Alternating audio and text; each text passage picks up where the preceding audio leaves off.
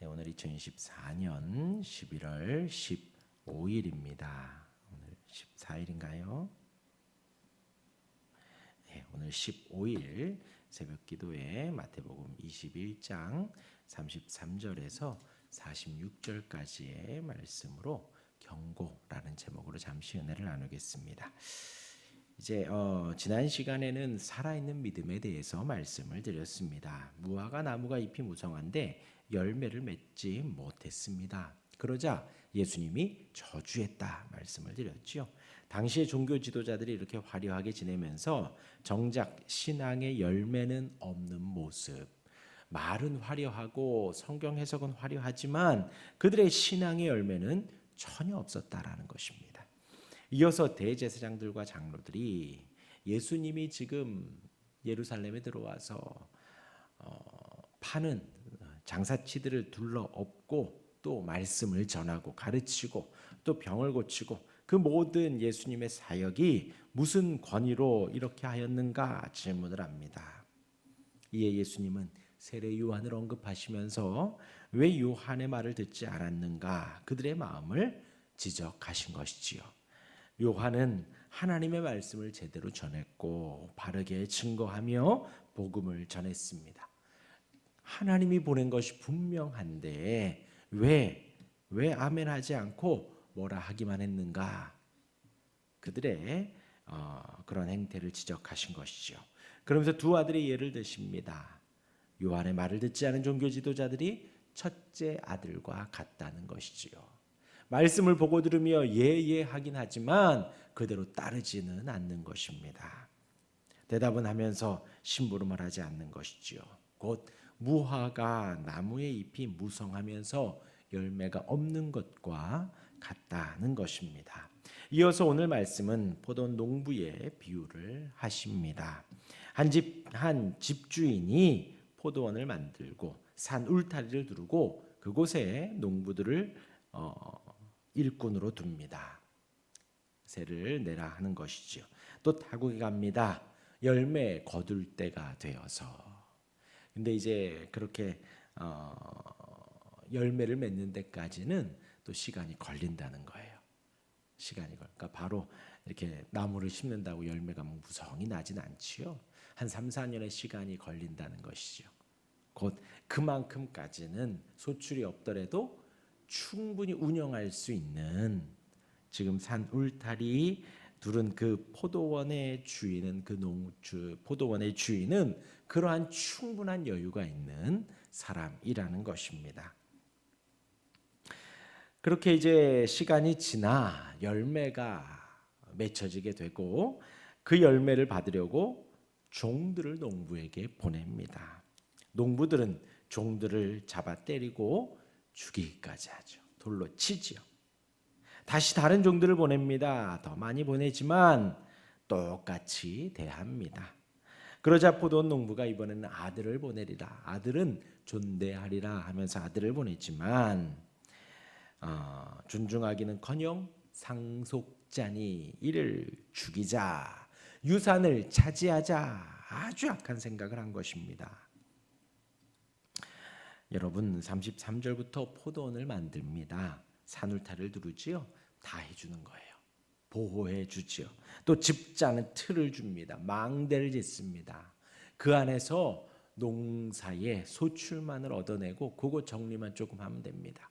모든 시스템을 다 갖추어 준 것이지요. 열매를 거두고 원하는 만큼만 주인에게 납품하면 되는 것이지요. 주인에게 갖다 주면 되는 것입니다. 그리고 주인이 지금 그 포도원 날마다 아침 저녁으로 와서 지키고 서 있나요? 아닙니다. 타국에 갔습니다. 전혀 간섭받지 않고 거기에서 거의 주인처럼 살아갈 수 있는 것입니다.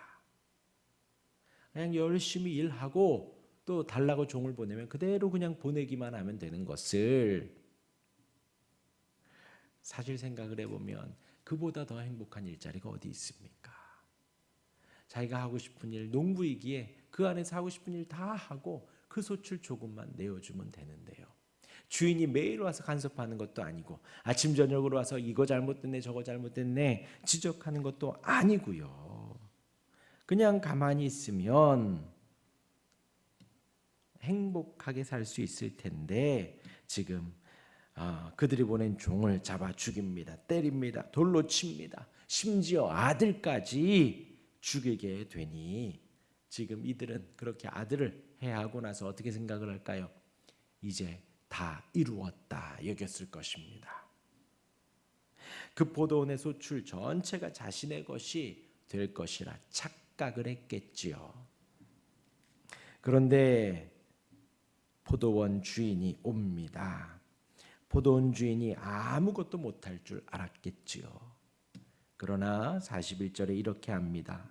그들이 말하되 이 악한 자들을 진멸하고 포도원은 제때의 열매를 맺을 만한 다른 농부들에게 새로 줄지니라 합니다.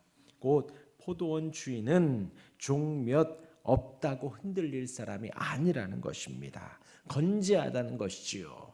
그 악한 종들이 그렇게 나쁜 일을 했지만 포도원 주인에게는 전혀 영향이 없었습니다. 악한 농부들을 다 잡아 없애고 새로운 사람들을 거기에다가 넣어둔다는 것이지요. 예수님은 이 상황을 바로 당시의 대제사장들, 바리새인들, 종교 지도자들에게 그대로 적용을 한 것입니다. 이들은 유대인들입니다. 하나님의 선민이라는 사상이 태어날 때부터 강력하게 있는 것이죠. 성경을 모세오경을 달달달달 외우면서 하나님의 택한 백성이다.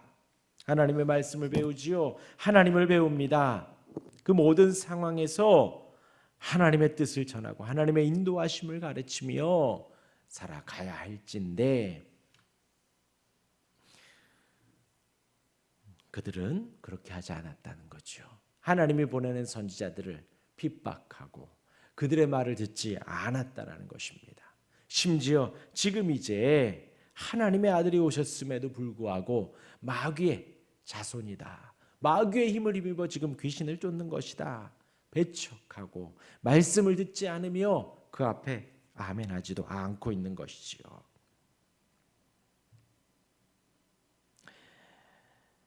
예수님이 우리를 위해 죽으십니다.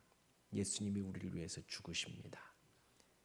그리고 그렇게 유다를 활용하고 당시의 종교 지도자들을 선동해서 거기 있는 이스라엘 백성들에게 십자가에 못 박으소서 외치게 한 그 악한 세력들. 예수님이 십자가에서 죽으면 모든 것이 끝날 것 같은 이제 마귀의 세상이 왔다라고 외쳤던 그들.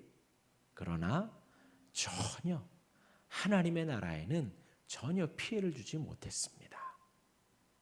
여자의 후손의 발 뒤꿈치만 조금 상하게 한 것뿐이지요. 주님이 이 땅에 오셔서 고난받고 죽으셨습니다. 죽으시고 부활하셨지요. 예수님 죽음의 부활은 하나님의 능력의 전능함을 보여주는 것입니다. 하나님 나라에 전혀 데미지가 없습니다. 그리고 예수님의 죽음은 의로운 죽음이라 3일 만에 죽음이 예수님을 가둘 수가 없었습니다. 부활하셔서 예수님의 죽음이 자신의 죄로 인한 죽음이 아니라 우리의 하나님의 택한 백성들의 죄를 짊어지고 죽은 것임을 드러내신 것입니다. 그렇게 하나님은 승리하셨고 하나님의 나라가 이제 주 안에서 확장되어져 갑니다. 하나님의 나라는 이미 임하셨고 아직 완성되진 않았지요. 주님 다시 오실 때에 그 하나님의 나라는 완성됩니다.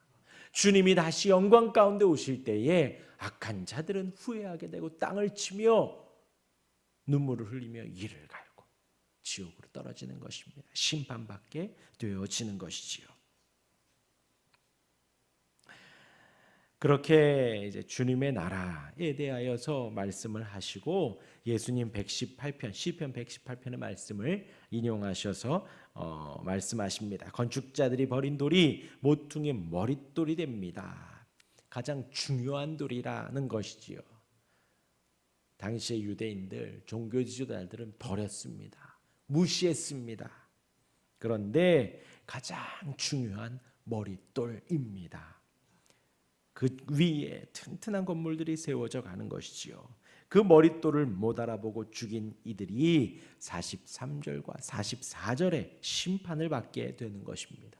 하나님의 나라를 빼앗깁니다. 지옥에 가는 것입니다. 심판을 받는 것이지요. 유대인들이 이 땅에서요 말씀을 보고 하나님을 알아요.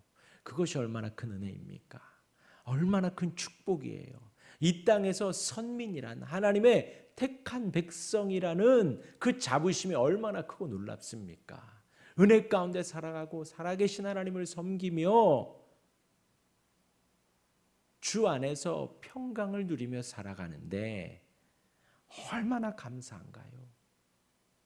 그러나 그들은 자아도취에 빠져서 자기들만 말씀을 알고 다른 사람들은 모르고 말씀을 제대로 가르쳐 주려 하기는커녕 자기들은 그 말씀의 짐을 율법의 짐을 하나도 지지 않으며 사람들에게만 손가락질하고 지적하고 정죄하며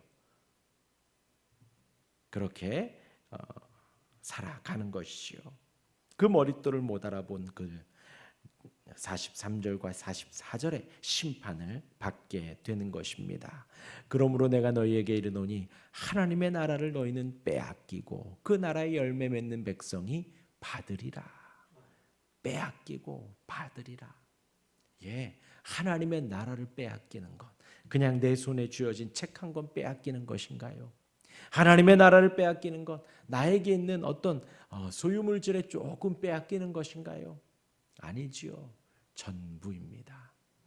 우리 인생의 남은 여정입니다. 그 하나님 나라 안에서 행복한 여정을 이제 빼앗기는 것이지요. 지옥에 가는 것입니다. 심판을 받는 것입니다. 어마어마한 일이에요.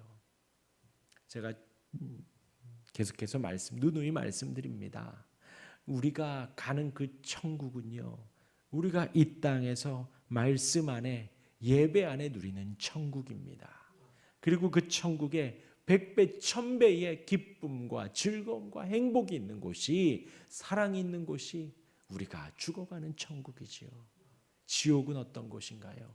우리가 이 땅에서 힘들고 어렵고 버겁고 정말 죽고 싶다, 지옥과도 같은 이 땅의 괴로움을 누리는 그것에 1000배, 10,000배의 괴로움이 있는 곳이 바로 지옥입니다. 얼마나 괴로운지요. 해갈을 하는데 물 한 잔이 필요한 것이 아닙니다. 500리터 혹은 요즘 320도 있고 180도 있고 조그만 물들이 나왔는데 그만큼만 있어도 해갈되는 것이 아니라 손가락 하나에 한 방울만 있어도 살겠다 할 만큼의 어마어마한 괴로움을 당하는 곳이 바로 지옥이라는 것이죠. 유대인들에게 주님이 경고하시는 것입니다. 하나님의 나라를 빼앗긴다라는 것이죠. 그리고 누구에게요? 열매 맺는 백성이 받으리라. 그래서 이제 후에 바울을 통해, 베드로를 통해, 사도들을 통해 이방인들에게, 다른 또 믿는 이들을 통해 이방인들에게 복음이 전해지는 것입니다. 이 돌 위에 떨어지는 자는 깨지겠고 이 돌이 사람 위에 떨어지면 그를 가루로 만들어 흩으리라 하시니, 머릿돌인 예수님, 하나님은 그를 믿는 자에게는 성소가 되고 믿지 않는 자에게는 함정과 올무가 되는 것입니다. 그 머릿돌이 세운 성전, 그 예배당 안에 믿는 자들에게는 성소가 되어지지만 믿지 않는 자들에게는 그 돌이 넘어지게 하는, 부서지게 하는 단단한 돌이 된다는 것이지요. 하나님의 택한 돌에 대한 거부, 아들을 거부하고 죽인 결과에 대한 준엄한 경고를 예수님이 하시는 것입니다. 예수님의 이름, 우리를 위해서 십자가를 지고 이 땅에 오시고 고난받으시며 죽으신 그 예수님의 이름, 우리에게는 건강한 신앙을 세워가는 아름다운 머릿돌이 되어지지만 믿지 않는 자들에게는 영원한 심판, 가루로 부서지는 그 심판을 주는 걸림돌이 되어진다라는 것입니다. 대제사장들과 바리새인들이 예수의 비유를 듣고 자기들을 가리켜 말씀하심인 줄 알고, 그러면 어떻게 해야 되나요? 알았으면, 자기들에게 한 말이래요. 알았으면 어떻게 해야 되나요? 잘못했습니다 해야죠. 네, 과오입니다 해야죠. 다시는 안 그러겠습니다 해야죠. 그것이 바른 모습일진데 뭐라고요? 46절에 잡고자 하나. 누구를요? 예수님을 잡고자 하나. 무리를 무서워하니 이는 그들이 예수를 선지자로 알미었더라. 정말 못된 것입니다. 그들에게 지금 이 마지막 21장의 마지막 단락은 경고를 하는 것이요. 빨리 돌아오라는 것입니다. 빨리 돌아오는 거예요. 우리에게도 마찬가지입니다. 하나님은 언제나 우리에게 말씀에 대한 사랑과 자비에 대한 믿음에 대한 말씀도 주시고요. 언제든 우리가 돌이키고 돌아오라고 경고의 말씀도 주십니다. 지금 하나님 예수님은 그들에게, 유대인들에게 말씀을 보고 하나님의 살아있는 말씀 안에 은혜를 받는 그들에게 경고하시는 거예요. 빨리 돌아오라고, 빨리 돌아오라고. 빨리 회개하고 걸려 넘어지는 것이 아니라 예수님 위에 튼튼한 집을 세워가는 집을 세우자고 말씀하시며 격려하시고 혹은 경고하고 계시는 것입니다.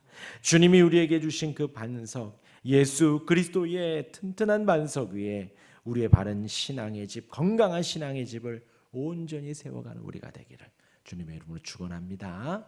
아멘. 기도하겠습니다.